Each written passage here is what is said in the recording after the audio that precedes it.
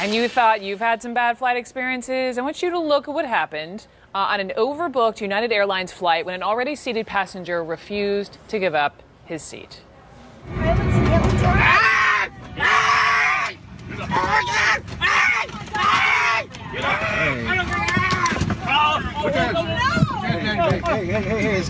come on.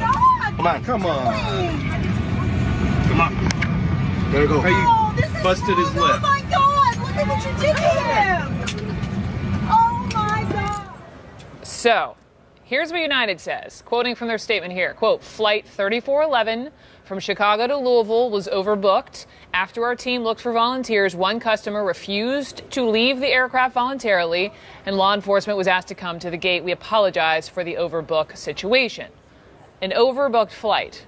Who among us has not ignored that request to voluntarily give up your seat, even for a few bucks? Jade Kelly was on that United flight from Chicago to Louisville. She was actually sitting across the aisle from the man you just saw being dragged off the plane. Jade, I've seen this video multiple times today. I cringe every time I watch. Tell me what happened.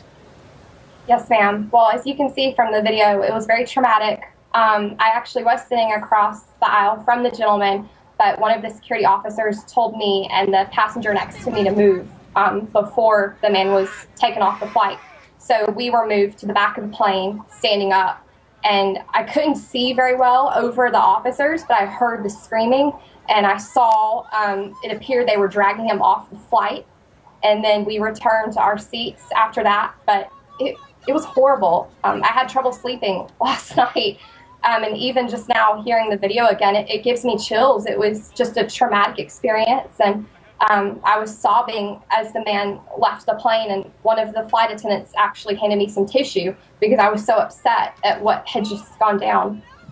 Bless you. I don't blame you. I mean, I don't understand how this so quickly got so physical to have a man bloodied and dragged. Why did this even, so they needed two people to voluntarily hop off, and then that became four. But connect the dots for me between somebody volunteering and somebody getting dragged off a plane. Originally, we were told one passenger needed to leave the flight at the gate, and then we were allowed to board. And so I assumed that United had handled the situation and somebody had volunteered. And then we were informed that 4 passengers needed to leave, because United had crew that had to work like coming out of Louisville on Monday morning. And so at that point, then the gentleman and his wife, they were told that they had been randomly selected to leave the plane. And then the situation just very quickly escalated. And when United couldn't handle it, when they lacked the leadership to handle it, then they called in the security. And from there, the man was dragged off very violently. But then even, Jade, after he was dragged off, he ran back on the plane. Yes, ma'am. About 10 minutes later, I'm not sure what happened, but I saw him running back on the plane. His face was bloody, and he was crying out that he just needed to get home, that he needed to get home. And so he had not, it didn't appear he had had any medical attention because of the blood on him. And then he was taken off the plane again, but this time it was not by force, it was not violently. And I'm not sure where he went after that.